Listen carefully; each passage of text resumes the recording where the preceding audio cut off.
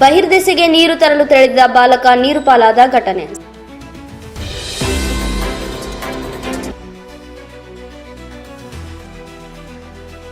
ಸತತ 18 ಗಂಟೆಗಳ ಶೋಧ ಕಾರ್ಯಾಚರಣೆ ಬಳಿಕ ಬಾಲಕನ ಶವ ಪತ್ತೆ.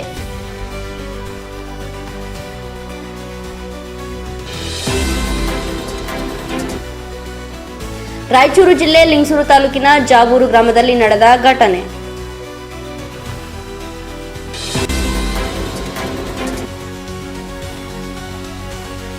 ಎರಡು ದಿನಗಳ ಹಿಂದೆ ನೀರಲ್ಲಿ ಮುಳುಗಿದ್ದ ಬಾಲಕ ದಶರಥ ಹಡಪದ್ 9 ವರ್ಷ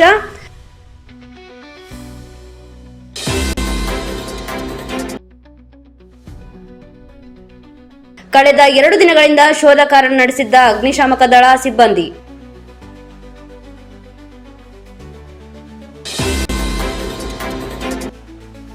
ಇಂದು ಬೆಳಿಗ್ಗೆ ದೇವದುರ್ಗದ ಚಿಂಚೋಡಿ ಕಾಲುವೆಯಲ್ಲಿ ದೊರೆತ ದಶರಥನ ಮೃತದೇಹ.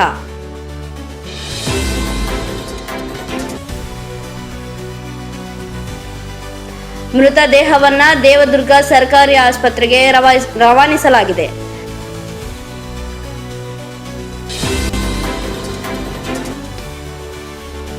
ದೇವದುರ್ಗ ಪೊಲೀಸ್ ಠಾಣಾ ವ್ಯಾಪ್ತಿಯಲ್ಲಿ ಪ್ರಕರಣ ದಾಖಲು. ಗದಗ್ ನಂಬರ್ 1 ನ್ಯೂಸ್ ವರದಿ ಶಂಕರ್ ಪವಾರ್.